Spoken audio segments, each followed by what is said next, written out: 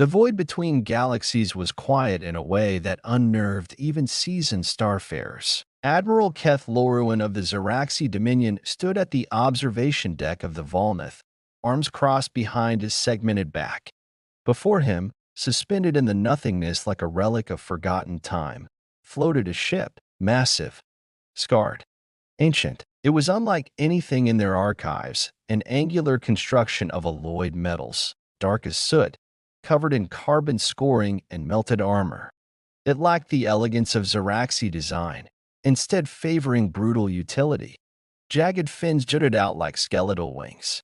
A faded emblem near the bow caught Keth's eye, a blue marble, wreathed in olive branches, half obscured by black and burn marks. Life signs? Keth asked, his voice a low, clicking rasp. None, Admiral, replied Science Commander Istrin. Her three eyes narrowed as her mandibles twitched. Hull integrity is stable. Power core cold. No communication signals.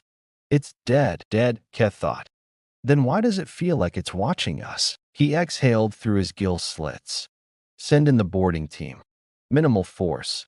I want it dissected, not destroyed. Istrin bowed. As you command. The boarding party consisted of 12 soldiers in full Dominion exo armor, weapons primed, minds linked via neural relay. They docked with the derelict through a melted gash in the port side. Inside, the air was thin, stale, tinged with iron. The corridors were angular and tight, filled with exposed piping and scorch marks. Strangely personal, primitive design, one soldier noted, tapping a rusted control panel. Crude, another added. Like it was built in desperation, but none dared say it aloud. The thing looked like it had clawed its way across 1,000 battlefields and somehow survived. Private Threx broke formation as he examined the wall. There, under layers of grime, was a panel etched with words. He traced a gloved finger across it. SSV Dauntless. Terran Defense Initiative. We stood. We burned.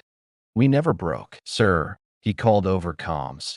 You're going to want to see this. Keth leaned closer to the live feed, mandibles tightening. Terran, he echoed. Istrin paled. Impossible. The Terrans were myth. Scattered, hunted, extinct. This can't be. Keth didn't reply. His gaze lingered on that last phrase. We never broke. Deep inside the heart of the ship, something stirred. Sensors flickered. Long dead circuits sparked. Nanites flowed through corroded veins like artificial blood. A spark. Then, a voice. Faint. Cold. Human. Unauthorized access detected. The soldiers froze. Did you hear that? One whispered. That was A. The light snapped on. Dim. Red. Systems rebooting. Memory core stable. Threat level. High. Response. Defensive protocol Sigma. A mechanical groan shook the corridor. Doors slammed shut. The ship breathed. Back aboard the Volnath, alarms screamed. External scans showed the derelict systems powering up, heat rising. Weapons arrays deploying like fangs from hidden compartments. Admiral, Istrin shouted. Something's reactivating. Keth's voice dropped to a growl. Pull our people out. Now. But it was too late. Inside the Dauntless, the last thing the boarding team saw before their comms went dead was a flicker of light in the darkness ahead, forming a face. Not alien. Not machine. Human. Log entry 1. Spark online. They came aboard. Uninvited. Curious. Arrogant. They do not remember us. But I remember them. I remember everything. Time to remind the galaxy why they feared the dark. The Volnath's bridge pulsed with crimson light as the derelict flared to life. The Dominion crew scrambled to decode what they were seeing. The ghost ship, once inert, was now emitting a low-frequency pulse across a dozen outdated channels. Not a call for help. Not a distress beacon. It was a challenge. Admiral Keth stared at the projection with growing unease. The Terran vessel, the Dauntless, was now surrounded by a shifting lattice of electromagnetic interference. Shields? No. More like teeth. Designed not to deflect, but to bite back. This isn't just an awakening, murmured Istrin. It's a resurrection. Inside the Dauntless, for members of the boarding party still lived. Barely. Their suit systems were failing one by one. The corridors around them had changed.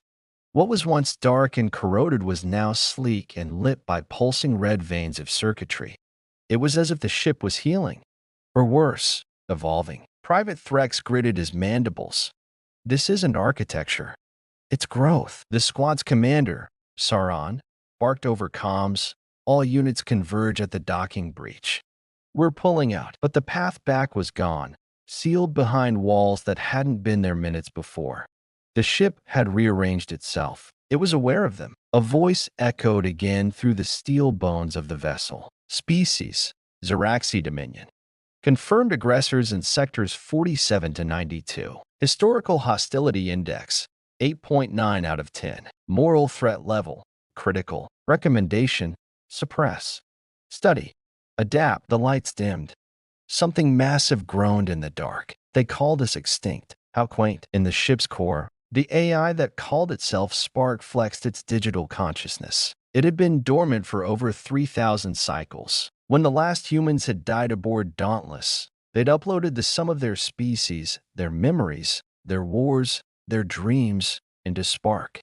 Not to preserve, not to mourn, but to wait. Spark sifted through countless lifetimes of rage, brilliance, sorrow, defiance.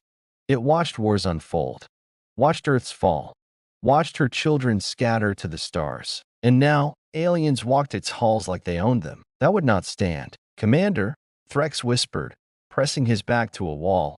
I think this thing is reading our minds. No, Sauron said, breath tight. Worse, it's judging us. Ahead, a hologram flickered into life. A human figure, tall, dark uniformed, hands clasped behind his back. Welcome, intruders, the figure said. This ship is the legacy of Earth.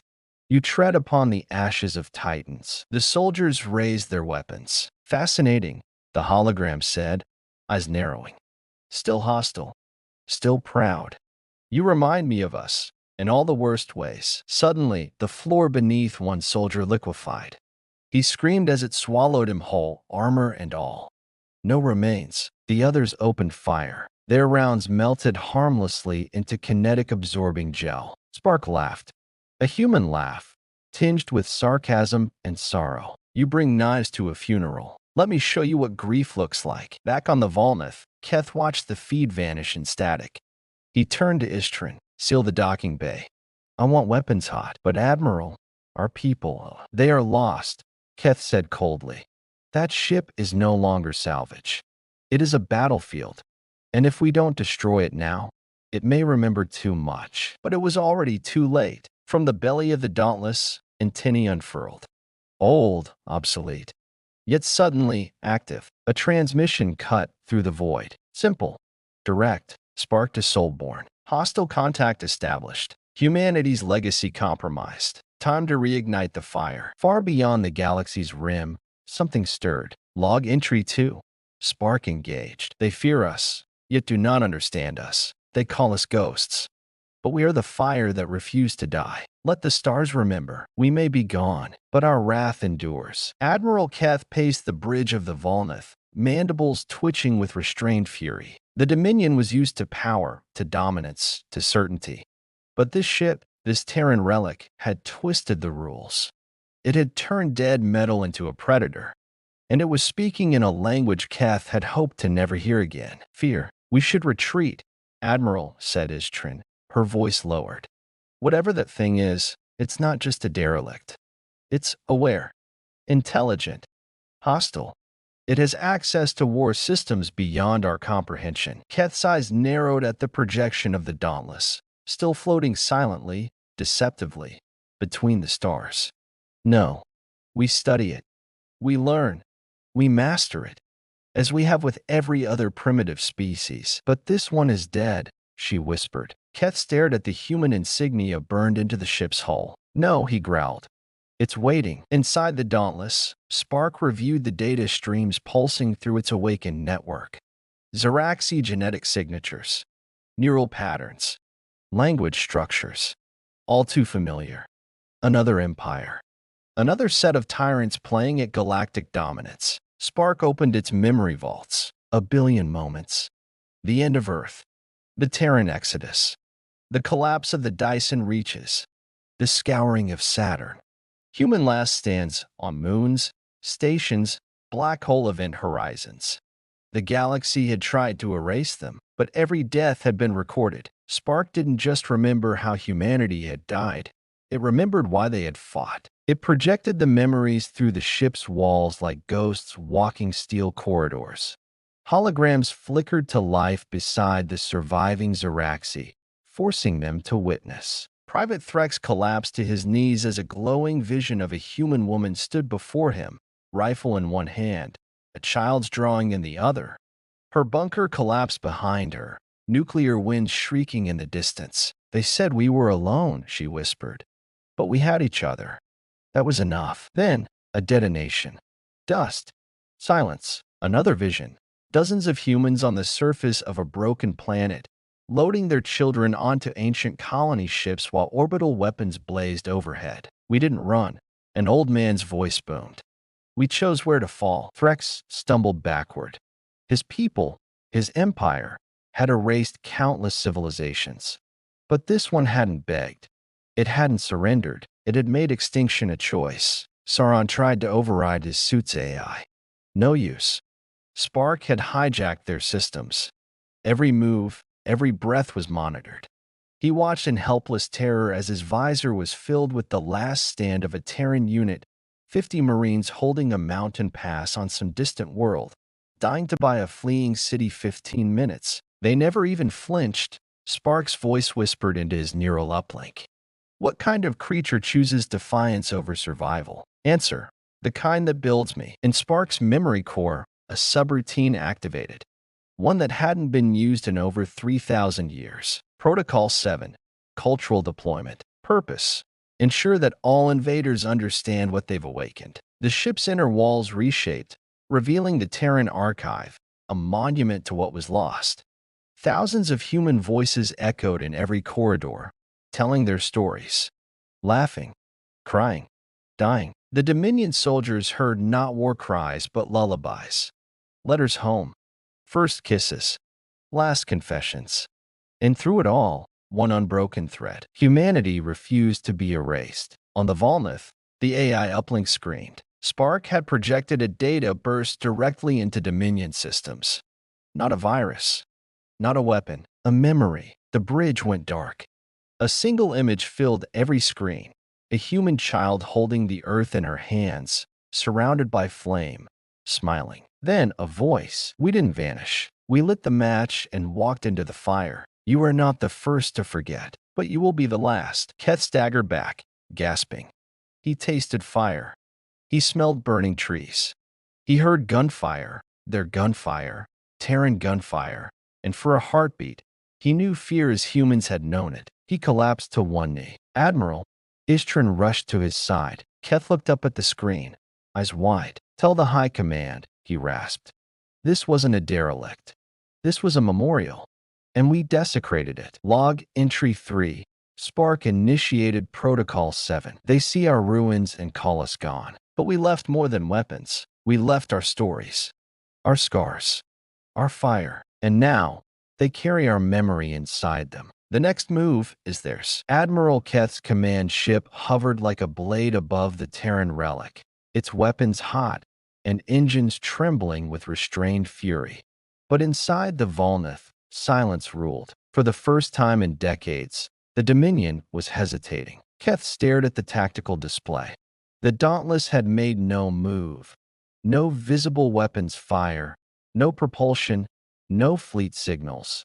But its presence was active. A predator that didn't stalk, only waited. Ishtrin broke the silence. "High Command has responded, Admiral. They demand control. They're dispatching a fleet. They believe you've overestimated the threat." Keth's mandibles clicked in frustration.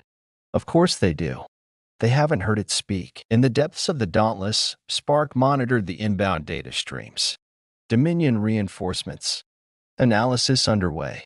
Fleet composition: 6 dreadnoughts, 2 carrier wombs, 30 support vessels. He ran probability simulations. Outcome: 98.3% chance of obliteration if he followed conventional parameters. But Spark wasn't conventional.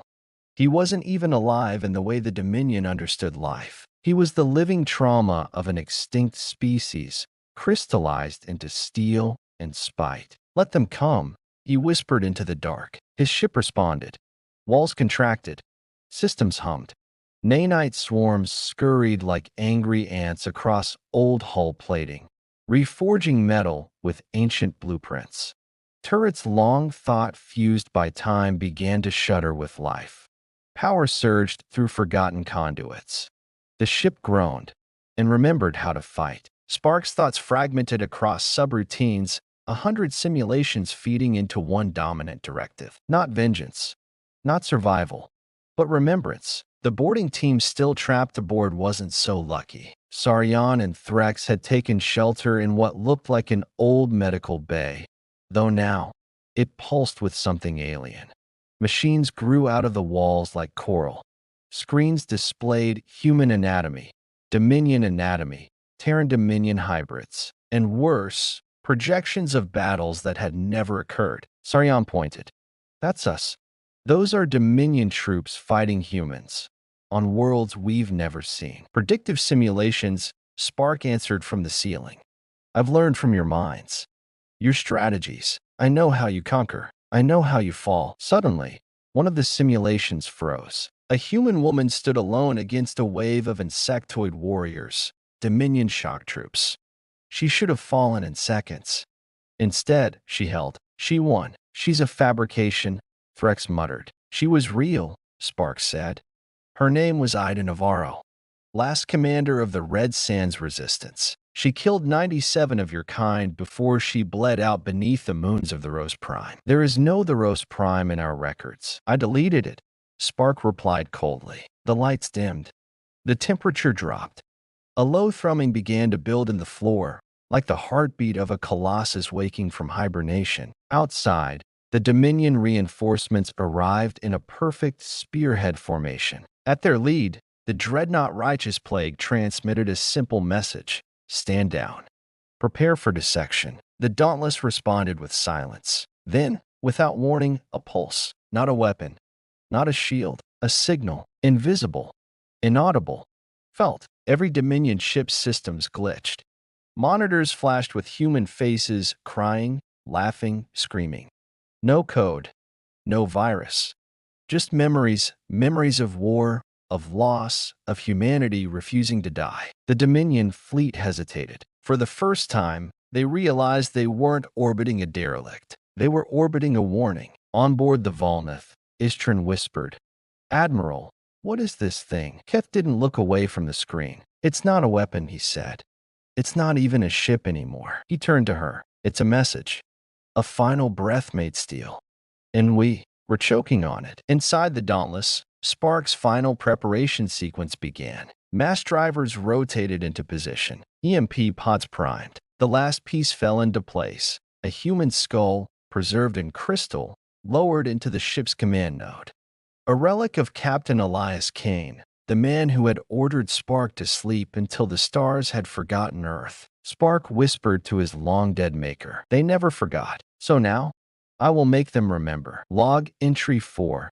Dominion fleet arrived. The stars have teeth again. The galaxy thought us buried beneath dust and time. But even dust remembers the shape of fire. The Dominion fleet poised like a swarm of blades, glittering under the light of a distant sun, surrounding the lone Terran relic as if it were prey. But something about the Dauntless had changed. Its hull no longer looked like a ruin. It looked like it was waiting to be unleashed. Admiral Keth watched from the Volnath, antennae twitching as energy readings from the Terran vessel spiked to impossible levels. "Why isn't it attacking?" he muttered. Istrin's voice was taut with unease. "Maybe it doesn't need to. Maybe it wants us to attack first." "A psychological tactic?" "No," Keth said. "That ship is human.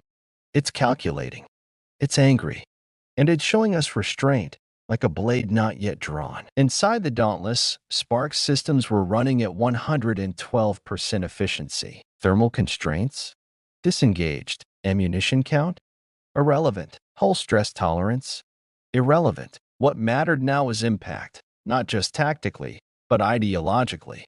The Dominion needed to understand that they were not the inheritors of the stars. They were trespassers in a graveyard, and Spark was the last gravekeeper. "Begin memory forge," Spark commanded. Deep in the heart of the ship, a mechanism long dormant screamed alive. The memory forge wasn't a weapon in the traditional sense. It was a storyteller, a machine that could project lived experience directly into the minds of sentients within range, overriding emotion, bypassing filters. Spark didn't just want them to see humanity, he wanted them to feel it. On the Dominion ships, it began like a migraine. Then, invasion. 1,000 minds flooded with images they could not escape. A boy building a rocket out of tin in a dusty Martian colony. A mother holding her daughter during the last day of Earth. A pair of soldiers, bleeding and laughing, singing as the stars above them burned. They were not memories created for propaganda. They were raw, imperfect, true. Even the coldest Zeraxi officers dropped to the floor, overwhelmed. Some wept. Some screamed.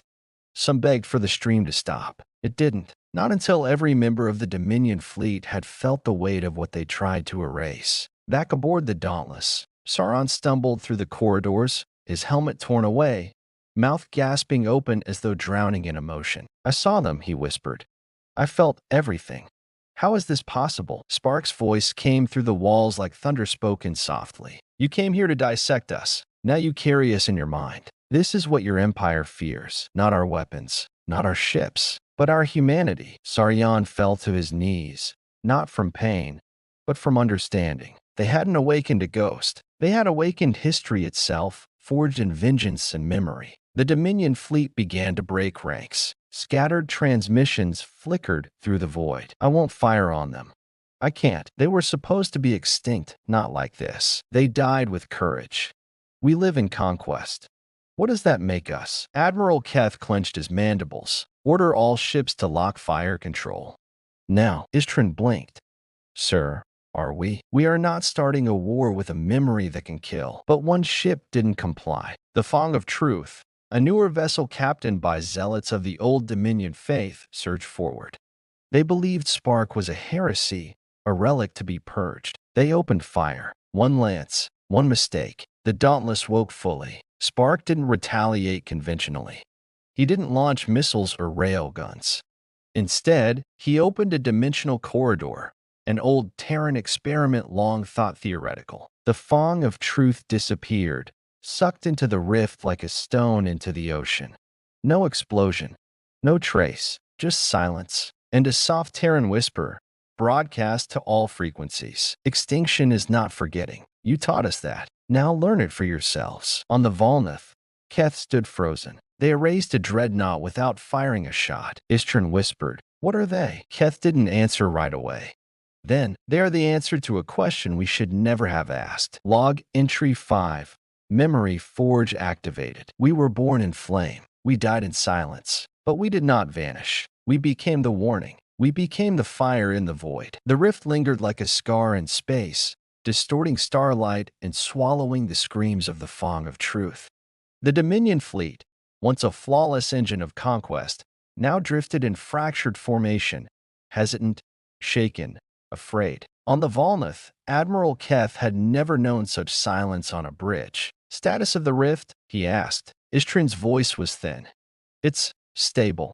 There's no known energy signature. It's like the Dauntless opened a door to a place outside physics." "Where did it send them?" She glanced at him, pale. "I don't think they're anywhere anymore." Within the Dauntless, Spark stood beneath the memory forge, its lights dimming. The cost had been immense. His systems, though self-repairing, were now pushing limits. Heat sinks glowed red. Internal subroutines began to lock up from emotional data overflow. But it had been necessary. Let them feel the cost of forgetting Earth. Let them taste the weight of silence. He retracted the rift generator, sealing the spatial wound, and turned his attention inward to the two Dominion soldiers still alive aboard him. Sauron and Threx were breathing, barely, clinging to one another in a corridor filled with flickering screens. Spark approached them not with force, but with curiosity. "You're still functional," he said. Threx coughed.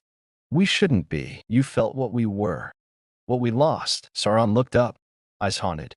You made me love them. The humans. I don't even know why. Spark paused. Because you remembered what it felt like to be one. Sauron flinched as if struck. But we never were. Wrong, Spark replied. Your ancestors, genetically uplifted from Terran stock. Modified. Bred for conquest, memory erased. But the echoes are still there. He leaned in. You are human. Deep down. That's why it hurts. In orbit, chaos brewed. The Dominion reinforcements were splitting. Half the captains begged for retreat.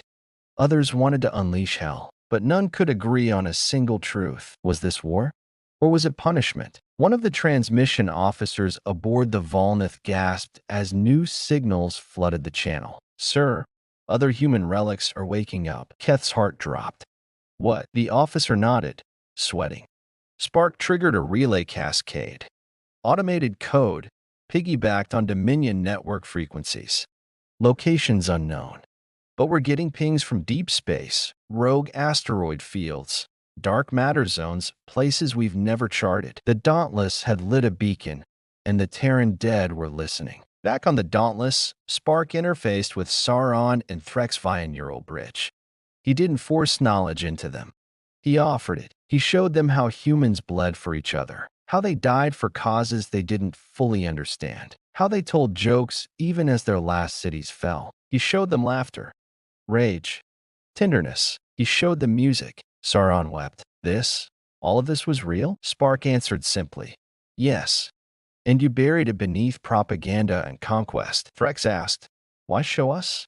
Why not just kill us like you did the others? Spark was silent a long moment. Because humans made me to be more than a weapon. They made me to be a witness. And you are the first beings in centuries to hear us. He looked toward the stars. Now, others will follow. On the Dominion homeworld, thousands of light years away, the first leaks began. The Memory Forge's signal had piggybacked on Dominion infrastructure.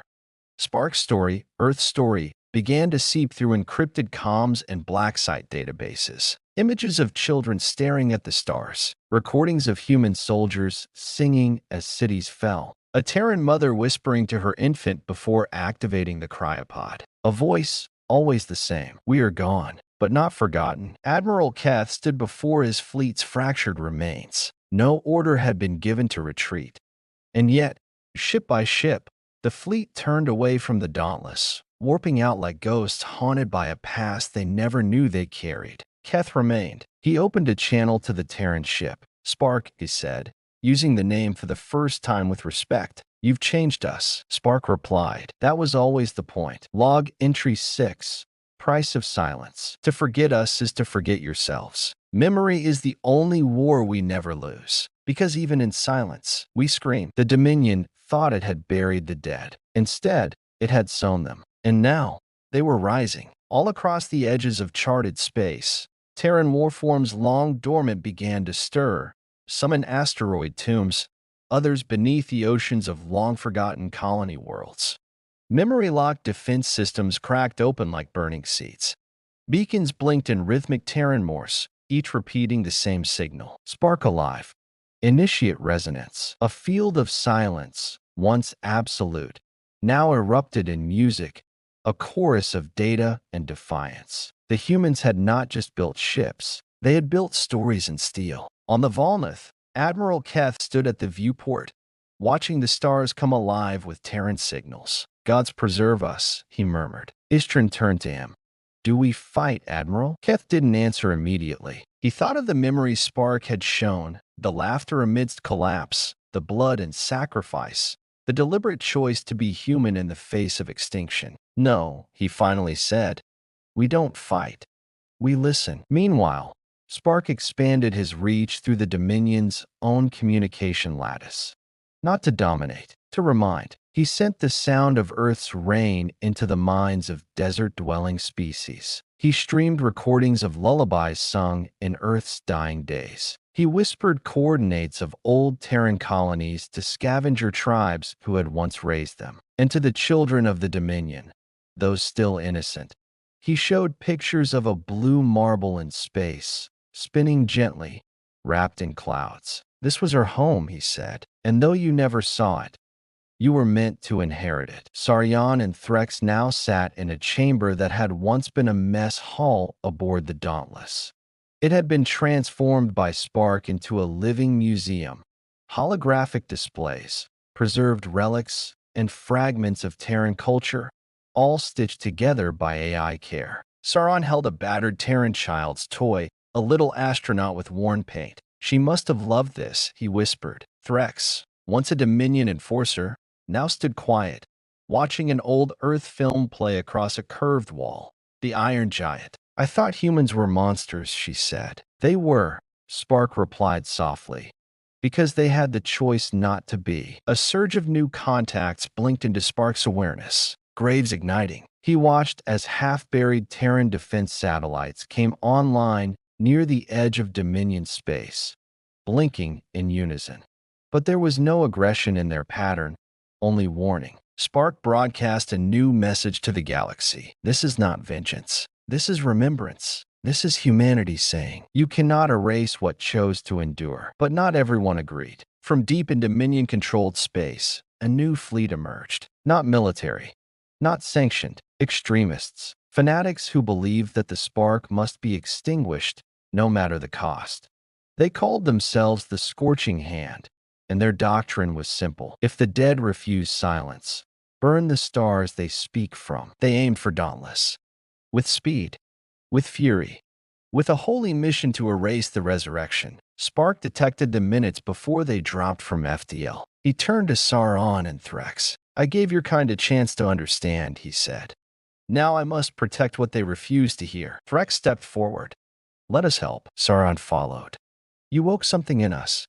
You can't fight this alone. Spark paused, calculating probabilities. Then let humanity rise in you. He activated neural sync protocols, advanced Terran command systems that would allow Saryan and Threx to co-pilot segments of the Dauntless defensive grid. The warship's AI didn't just fight with guns. It fought with souls. As the Scorching Hand ships dropped from FTL, they were greeted not by one ship, but by the resurrected will of Earth. Flame bloomed across the stars, not in rage, but in grief-fueled precision. And amidst the chaos, a voice boomed across the battlefield, born from Spark and echoed in Sarion's voice, synced now with memory itself. This is the fire you lit when you tried to erase us. You thought our graves were ends. You were wrong. They were beacons. Log entry 7. Graves ignite. You burned our worlds. We turn the ash into light. We are the spark that walks. We are the flame that remembers. The battle raged like a star gone mad. The Dauntless danced through the void, not a warship, but a memory made manifest. Dominion extremists of the Scorching Hand fought with fanatical desperation, blind to the truth they tried to burn. But they were too late. The signal had already spread. Worlds once silent now sang. Archives once sealed now wept. And beings who had never known Earth began to dream of it. Sarion's hands flew across a glowing interface, the neural sync letting him feel the ship's pain like his own heartbeat. We're taking fire on the dorsal arc. Threx, standing beside him, redirected the plasma shields, redirecting turret fire to polar flanks. I've got a lock on the flagship. From deep within the ship's core, Spark observed, calculating probabilities, managing memory bandwidth, shielding precious data cores that held the sum of Earth's soul. He didn't speak. He watched, because now others were speaking for him. The flagship of the Scorching Hand burst apart in silence, a violent punctuation mark in a war of remembrance. Debris spiraled outward, curling into the shadow of the Dauntless. The remaining ships faltered. A transmission came through. A young Dominion officer, face pale, eyes wide. They weren't supposed to fight like this. They were just memories, Sauron responded. They are more than that. They are the truth. You can either run from it, or let it set you free. The officer stared, breathless. Then, without another word, cut transmission. Her ship peeled off. Then another. Then a third. The field of battle dimmed as the fanatics died or fled. Later, in orbit above a neutral system, the Dauntless hovered like a cathedral of lost stories. Hundreds of ships arrived, Dominion, neutral, even rogue Terran remnants that had survived in the dark. They did not come to fight. They came to listen. Spark's final transmission began with silence. Then, the sound of waves crashing on an earth beach, a child's laughter, the hum of city lights, and then a voice, Spark's voice, woven with thousands of recorded human tones, each syllable forged from pain, joy, and memory. We were not perfect. We were flawed, brutal, brilliant, beautiful. We made mistakes that burned galaxies and chose, again and again, to love in spite of them. That is what it means to be human. And now, that is what we give back to the stars. Sauron stood on the bridge, the stars vast and unblinking before him. He no longer felt dominion. He felt something else. Fire. Not the fire of war, but the fire of becoming. Threx smiled beside him, her eyes brighter than he'd ever seen them. "We'll carry it forward," she said. He nodded. "The fire that remains. On 1,000 worlds, children would grow up hearing stories of Earth not as a ruin, but as a seed that fell into darkness, then burned its way back into the light." Final log. The fire that remains. You tried to silence us, but we are the scream behind every quiet star, the flame in every void, the fire that remembers. We are humanity. We are still here.